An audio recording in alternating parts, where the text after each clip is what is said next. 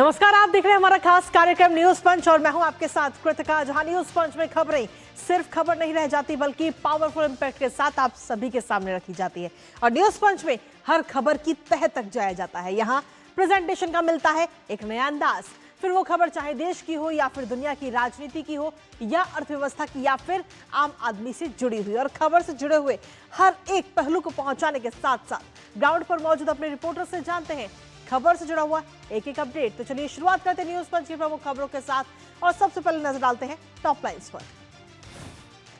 और top lines की सबसे पहली और प्रमुख खबर है झारखंड से, जहां झारखंड क्या और विधानसभा तक आज नजर आ सकते हैं। जी हां, झारखंड में विधानसभा का सत्र, मानसून सत्र आज से शुरू होने जा रहा है, लेकिन उससे पहले ही जहां एक तरफ विपक्ष की तमाम तैयारियां, वहीं दूसरी तरफ जो छात्र आंदोलन कर रहे थे वो भी अपनी विशेष तैयारी के साथ आज घेराव करते हुए विधानसभा का नजर आएंगे। बताएंगे इस खबर के बारे में विस्तार से। साथ ही जो दूसरी प्रमुख खबर वो है संभल से। जी हाँ, संभल फाइल्स का सच अब लगभग हर किसी के सामने आ चुके हैं और बर्ग एंड कंपनी का हाथ है, ये बात एक रिपोर्ट में सामने आई है। क्योंकि 2024 में पूरी हिंसा हुई थी जिसकी रिपोर्ट अब पेश की जा चुकी है इस रिपोर्ट में, और क्या कुछ खास है, किस किस का नाम इस रिपोर्ट में सामने आया, बताएंगे इस खबर के बारे में भी। इसके साथ ही जो तीसरी प्रमुख खबर वो भी आपको बता दें मेटा से जुड़ी, जहां पेड प्रमोशन और डीफेक्ट कंटेंट को लेकर मेटा को एक तरफ फटकार भी लगी और साथ ही आगे के लिए चेतावनी भी भारत सरकार की तरफ से दी गई। बताएंगे इस खबर के बारे में भी विस्तार से आपको। तो चलिए शुरुआत पहली और प्रमुख खबर के साथ, जहां आपको बता दें कि सबसे पहले बात झारखंड की, जहां आज से शुरू हो रहा है विधानसभा का मॉनसून सत्र, जो काफी हंगामेदार रहने के आसार हैं।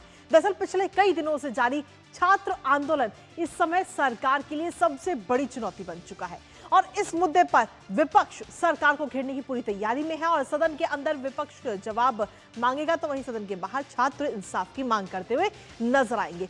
इसके साथ ही 13 दिनों से जारी छात्रों का जो ये आंदोलन है वो न्याय की मांग के साथ अब और ज्यादा तेज हो चुका है। हालांकि सोरेन सरकार ने छात्रों से बातचीत की भी पेशकश की है, लेकिन छात्रों का ये साफ कहना है कि जो भी बातचीत होगी वो बंद कमरे में नहीं होगी बल्कि कैमरे के सामने होगी। अब ऐसे में देखना ये होगा कि क्या सदन से कोई समाधान निकलेगा, क्या छात्रों को न्याय मिलेगा या फिर सोरेन सरकार की मुश्किलें और बढ़ेंगी। जानेंगे अपडेट्स अपने सहयोगी से, उससे पहले आपको दिखाते हैं झारखंड सेशन, सोरेन की बड़ी टेंशन। तो झारखंड का सेशन आज से शुरू हो रहा है, मानसून सत्र ये शुरू होने जा रहा है और उससे कहीं ना कहीं सोरेन सरकार इस समय काफी टेंशन में नजर आ रही है छात्र आंदोलन को लेकर, विपक्षी तैयारी को लेकर। साथ ही विधानसभा का ये मानसून सत्र जो कि आज से शुरू हो रहा है, काफी हंगामेदार सत्र के रहने के आसार साफ तौर पर नजर आते हैं, क्योंकि छात्र आंदोलन इस समय कहीं ना कहीं घेराबंदी की तैयारी में है और सर्वदलीय बैठक में भी ये छात्र आंदोलन का जो मुद्दा है वो काफी गर्माता हुआ नजर आया। सदन में 2 घंटे की विशेष चर्चा की मांग विपक्ष की तरफ से की गई है छात्र आंदोलन से जुड़े इस पूरे मामले को लेकर। इसके साथ ही जेपीएससी और जेएसएससी विवाद से जो सदन है वो गर्माता हुआ नजर आ सकता है। पक्ष विपक्ष के बीच तीखी बहस के भी आसार इस समय साफ तौर पर नजर आ रहे हैं। लेकिन वहीं छात्रों की अगर हम बात करें तो छात्रों ने साफ तौर पर एक बात कह दी, उन्होंने कहा है कि आश्वासन नहीं चाहिए, उन्हें साफ तौर पर न्याय चाहिए इस पूरे मामले को लेकर। दरअसल इस भर्ती विवाद को लेकर आर पार की लड़ाई के मूड में है इस वक्त, और 5 और छात्र जो है वो इस समय भूख हड़ताल पर बैठ गए, यानी कि कुल मिलाकर अनशन पर बैठे हुए जो लोग हैं, जो बच्चे हैं, उनके जो छात्र हैं, उनकी संख्या इस समय हो चुकी है 6। अब 6 छात्र इस समय अनशन पर बैठे हुए हैं, जिसमें देवेंद्र नाथ महतो की अगर हम बात करें तो पिछले 5 दिनों से अनशन पर है। हालांकि वांगचुक की अपील के बाद में महतो ने पानी जरूर पी लिया है लेकिन अभी खाना बिल्कुल नहीं खाया, और ऐसे में छात्रों की तरफ से ये बात कही गई है कि सीएम सोरेन जो तमाम शिकायत हैं इन शिकायतों पर ध्यान दें। इसके साथ ही मुख्यमंत्री से धरना स्थल पर आने की भी मांग छात्रों की तरफ से की गई है और छात्रों ने इस पूरे आंदोलन को लेकर सरकार को सीधे तौर पर अल्टीमेटम दे दिया है कि अब कार्रवाई ही चाहिए इस पूरे मामले में। दरअसल सीबीआई जांच की मांग पर लगातार जो छात्र हैं वो अड़े हुए हैं। हालांकि सरकार की अगर हम बात करें तो सरकार जहां एक तरफ लगातार वार्ता करने की बात कर रही है, लेकिन वहीं दूसरी तरफ छात्रों की मांग है। छात्रों की मांग सिर्फ ये है कि जो वार्ता है वो कैमरे के सामने होनी चाहिए, बंद कमरे में वार्ता से साफ तौर पर इनकार छात्रों ने कर दिया है। और ये 2 तस्वीरें भी इस वक्त हम आपको दिखा रहे हैं। सरकार ने क्योंकि वार्ता का न्योता छात्रों को भेजा था और इस पर साफ तौर पर मना कर दिया गया। मुख्यमंत्री ने 4 सदस्यीय कमेटी का गठन किया और छात्रों का बंद कमरे में वार्ता से साफ तौर पर इनकार कर दिया है छात्रों की तरफ से। उन्होंने कहा है कि बंद कमरे में किसी प्रकार की कोई बातचीत नहीं होगी, बातचीत जो होगी वो खुले में होगी, कैमरे के सामने होगी, मीडिया की मौजूदगी में ये वार्ता होनी चाहिए, तभी वो वार्ता में शामिल होंगे। पारदर्शी बातचीत पर छात्रों ने साफ तौर पर जोर दिया। इसको लेकर मुख्यमंत्री ने कहा कि बातचीत के लिए सारे दरवाजे खुले हुए हैं, लेकिन छात्र अपनी मांग को लेकर अड़े हुए हैं कि इस पूरे मामले में सीबीआई जांच होनी चाहिए और अगर बातचीत करनी है तो बातचीत खुले में होगी, कैमरे के आगे होगी। इसके साथ ही छात्र जो है वो तिरंगे के साथ नजर आया और ये तिरंगा यात्रा निकाली गई छात्रों की तरफ से, उसकी तस्वीरें भी हम आपको दिखा रहे हैं। और छात्रों की ये हुंकार है। भारी बारिश हो रही थी, उसके बावजूद भी उसके बीच में भी छात्रों ने तिरंगा यात्रा निकाली। छात्रों ने अपनी मांगों को लेकर अपनी आवाज को और बुलंद किया है। बड़ी संख्या में इस वक्त छात्र जो हैं वो तिरंगा लेकर उतरे हैं सड़कों पर। भारत माता की जयकारों से जो माहौल है वो गूंजा और बारिश होने के बावजूद छात्र भीगते रहे और अपनी मांगों पर अड़े रहे। इन तमाम चीजों को लेकर विपक्ष भी इस वक्त कहीं ना कहीं पूरी तैयारी में है और छात्रों के साथ भारतीय जनता पार्टी आ चुकी है। बाबूलाल मरांडी ने छात्रों से मुलाकात की है, आइए आपको दिखाते हैं।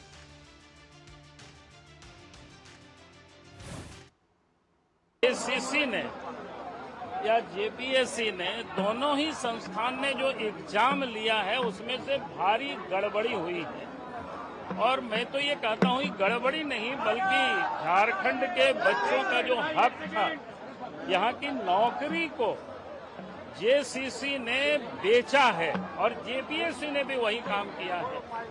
और इसका कई एक प्रमाण भी है, कई एक सबूत भी है।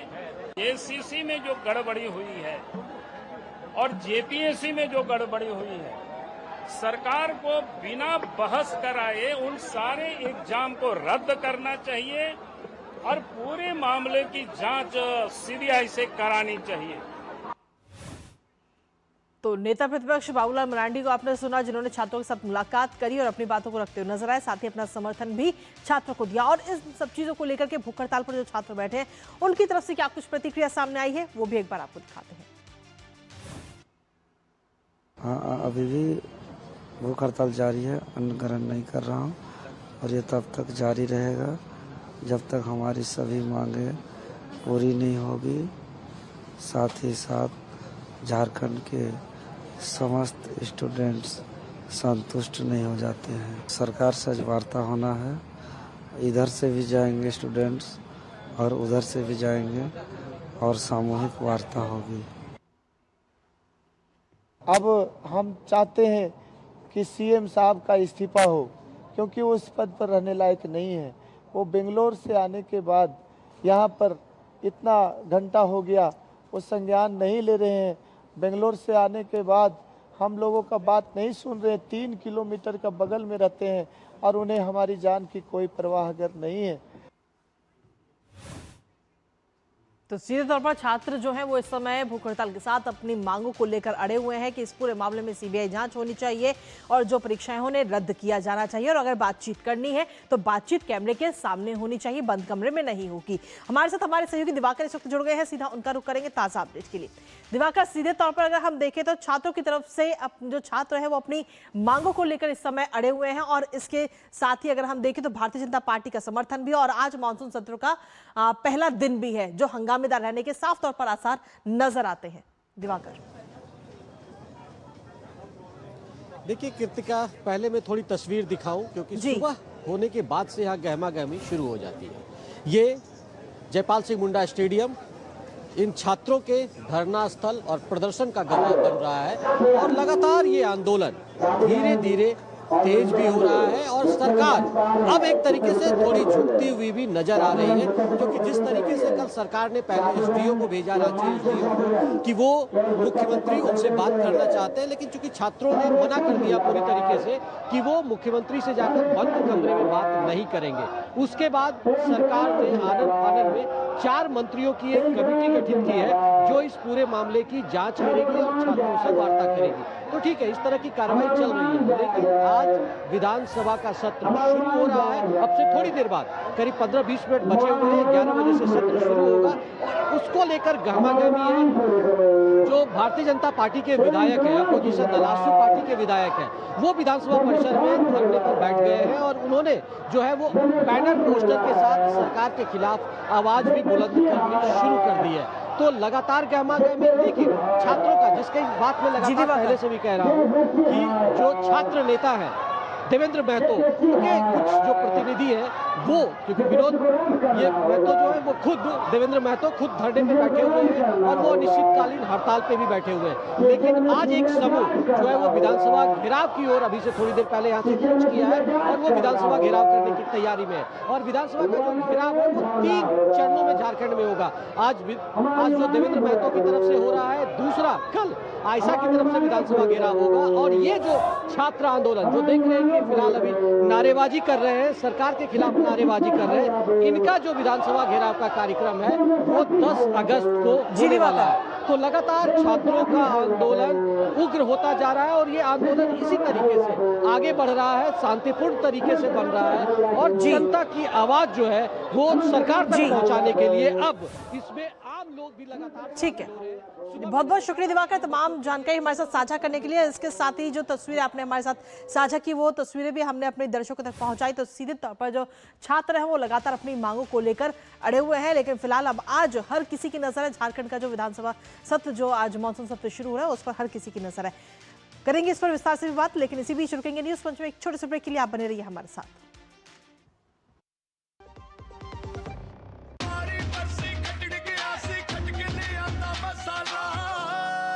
मसाला ओए छोलिए दा या लोबिए दा, पंजाबी छोले दा या पिंडी चने दा। अब छोलिया हो या लोबिया, पंजाबी छोले या पिंडी चने, सब कुछ मजेदार बने। जब धरती चीर कर निकलता है लोहे का पत्थर और मिलता है मोंगिया के जोश से, फिर तपता है, पिघलता है और बनता है फौलाद। अब होता है सरिया सारी खूबियों के साथ। मोंगिया स्टील, मजबूत देश का मजबूत सरिया। पता है लोग अक्सर मुझसे पूछते हैं कॉल सेंटर का स्टेडी जॉब क्यों छोड़ा। I wanted more out of life, बस मैंने अपना स्टार्टअप शुरू किया। जानना चाहोगे कैसे? Then start up your own business as an LIC agent. यहाँ सब कुछ है, great products, zero investment, leading organization and unlimited opportunities. तो क्या आप तैयार हैं? LIC एजेंट बनो, अब बड़ा सोचो। हमारी वेबसाइट पर जाएं या अपनी नजदीकी LIC शाखा से संपर्क करें।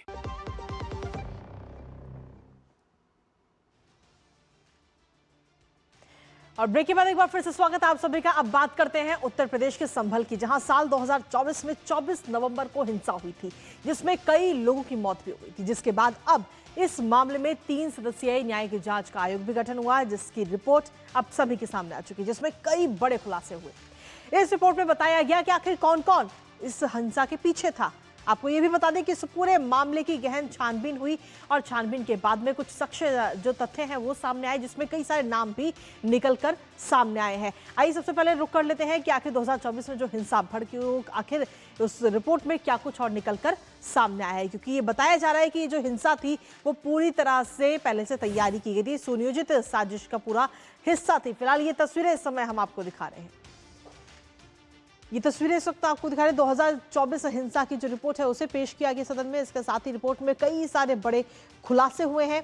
2024 में ये हिंसा भड़की थी और प्लानिंग के तहत ये पूरी हिंसा की गई थी, ये इस रिपोर्ट में सामने आया है। इसके साथ ही अफवाह उड़ा करके पूरी भीड़ को जुटाया गया वहां पर, जब टीम वहां पर पहुंची थी सर्वेक्षण करने के लिए, और साजिश में कहीं ना कहीं समाजवादी पार्टी के सांसद का भी नाम, वर्ग का नाम इसमें सामने आ रहा है।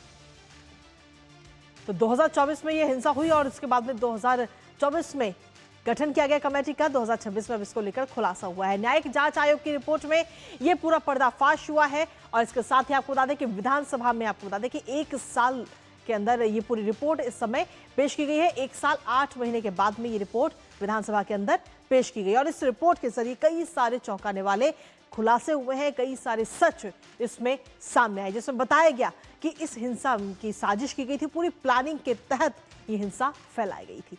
इसके साथ ही कई बड़े चेहरे भी इसमें सामने आए, कई बड़े चेहरों का जिक्र इस रिपोर्ट में किया गया, जिसमें समाजवादी पार्टी के जो नेता हैं उनकी भूमिका पर पूरा संदेह, और साथ ही सांसद जो है जियाउर रहमान वर्क, उनका भी नाम इस रिपोर्ट में सामने आया है। इसके साथ ही सुहेल इकबाल पर भी कई सारे सवाल उठे हैं। दरअसल सुहेल इकबाल जो है वो विधायक इकबाल महमूद के बेटे हैं और उनका भी नाम इस रिपोर्ट में सामने, उनका भी जिक्र किया गया।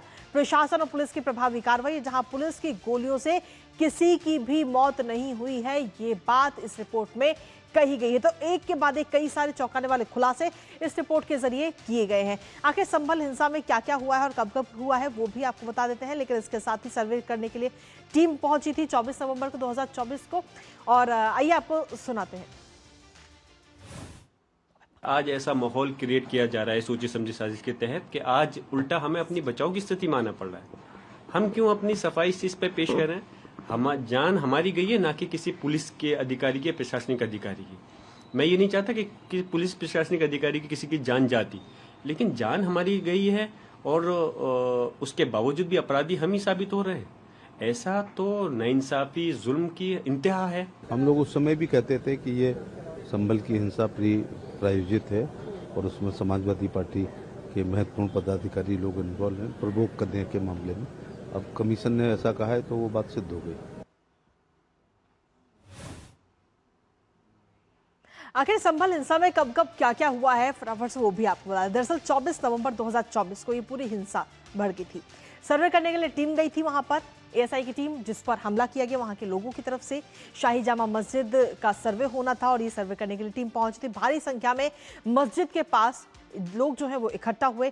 नकाबपोश लोगों ने पत्थरबाजी एएसआई की टीम के ऊपर करी, नारेबाजी लगी और साथ ही आगजनी की कई सारी घटनाएं भी उस दौरान सामने आई।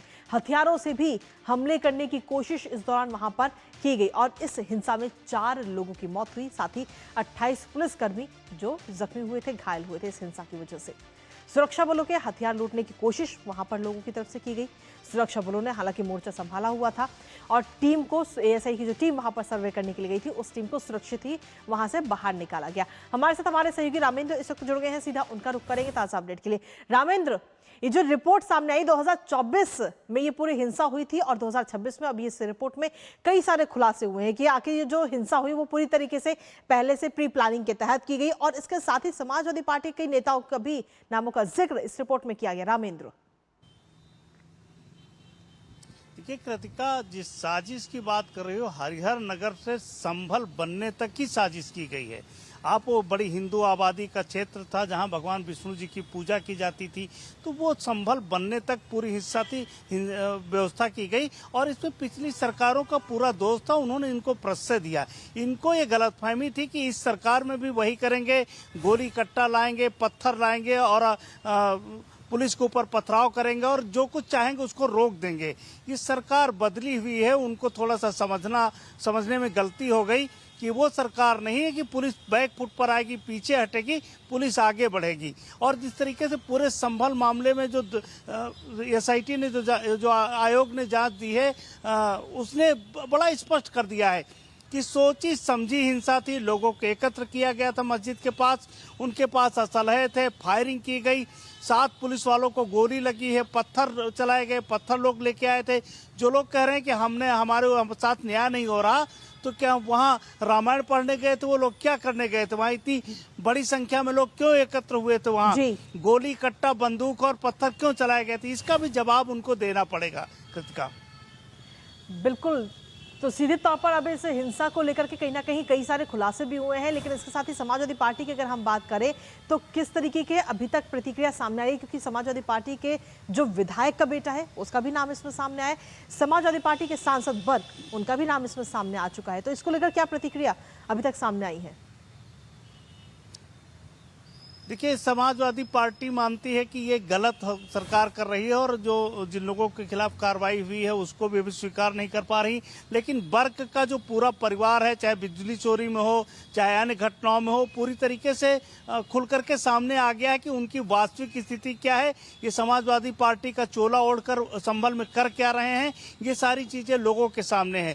तो जो इकबाल का बेटा है उसको पुलिस ने अभी क्लीन चिट दे रखी है, जांच में जो उनका तथ्य नहीं सामने आए हैं, लेकिन जो मस्जिद के सदर हैं उनके खिलाफ कार्रवाई हुई, पूरी कमेटी के खिलाफ कार्रवाई हुई, सभी उसके दायरे में हैं। तो समाजवादी पार्टी के जितने चेहरे वो बेनकाब हुए संभल में और पूरे उत्तर प्रदेश में ऐसे चेहरे बेनकाब हुए चाहे जहां जहां हो, तो वर्ग के खिलाफ कार्रवाई तय है और जो जांच रिपोर्ट आई उसी को दृष्टिगत रखते हुए आगे सरकार कदम उठाएगी। कृतिका, चलिए, बहुत बहुत शुक्रिया रामेंद्र, तमाम जानकारी और अपडेट्स हमारे साथ साझा करने के लिए, इस महत्वपूर्ण खबर से जुड़ी हुई। और इसी के साथ चलिए अब रुक करते हैं हमारी तीसरी महत्वपूर्ण खबर का। तीसरी महत्वपूर्ण खबर है मेटा से जुड़ी हुई, जहां प्रधानमंत्री नरेंद्र मोदी की अब बात करेंगे सरकार और मेटा के बीच जो विवाद चल रहा था उसकी, जहां 2 दिनों की बैठक हुई और 2 दिनों की बैठक के बाद में मेटा कंपनी के chief global affairs officer Joel Kaplan ने प्रधानमंत्री मोदी के वीडियो को हटाने के मामले में माफी मांग ली है। तो वहीं सीईओ मार्क जुकरबर्ग ने अपनी गलतियों को स्वीकार किया है। दरअसल 4 और 5 अगस्त को सोशल मीडिया के अधिकारियों के साथ भारत सरकार की ये बैठक थी, जो करीब 45 मिनट तक चली और बैठक के दौरान कई जरूरी सवाल जवाब सोशल मीडिया की कंपनियों से किए गए और साथ ही भविष्य के लिए चेतावनी भी दी गई। अब इस बैठक में कई अहम तथ्य भी निकलकर सामने आए और इस पूरे मामले को लेकर क्या कुछ है लेटेस्ट अपडेट जानेंगे अपने सहयोगी से। उससे पहले आपको दिखाते हैं मेटा सीईओ ने मांगी माफी। तो मेटा के सीईओ जो है उन्होंने अब माफी मांग ली इस पूरे मामले से जुड़ी और सरकार के आगे मेटा कंपनी जो है वो झुक चुकी है।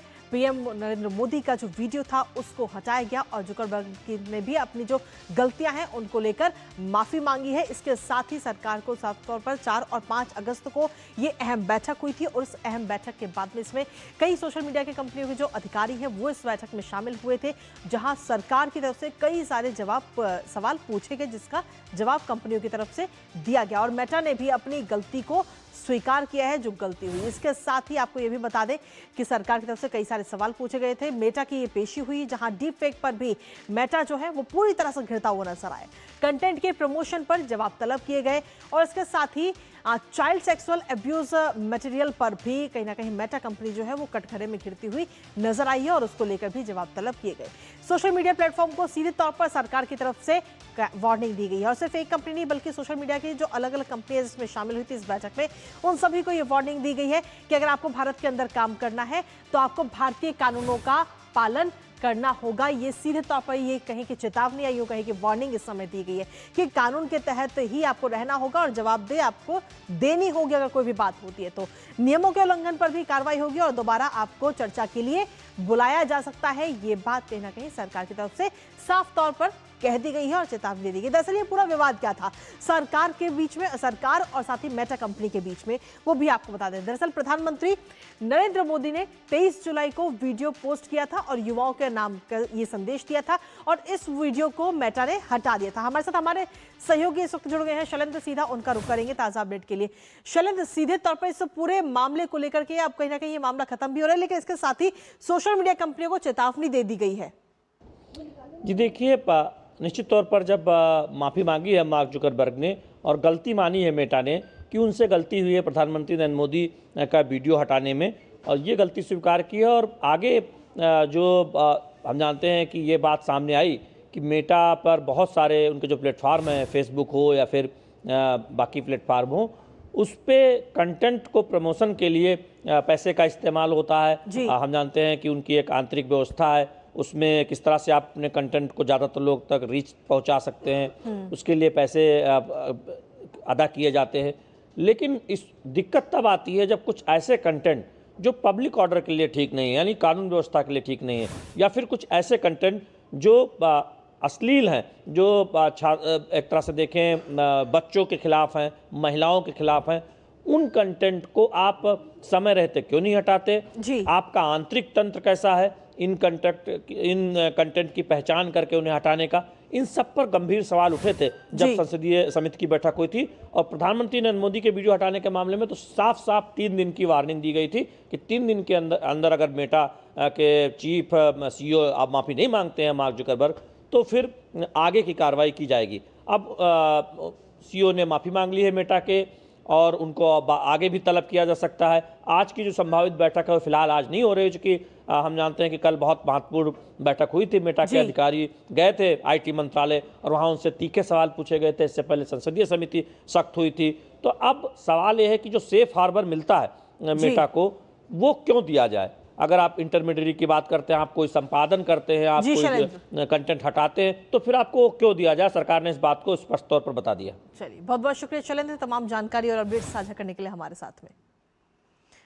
और इसी के साथ चलिए न्यूज पंच में सीधे तौर पर इस प्रमुख खबर पर भी नजर हमारी लगातार बनेगी, लेकिन इसी के साथ फिलहाल न्यूज पंच में मुझे और हमारी पूरी टीम को दीजिए अनुमति। दोपहर 2 बजे फिर होगी मुलाकात, तब तक के लिए नमस्कार।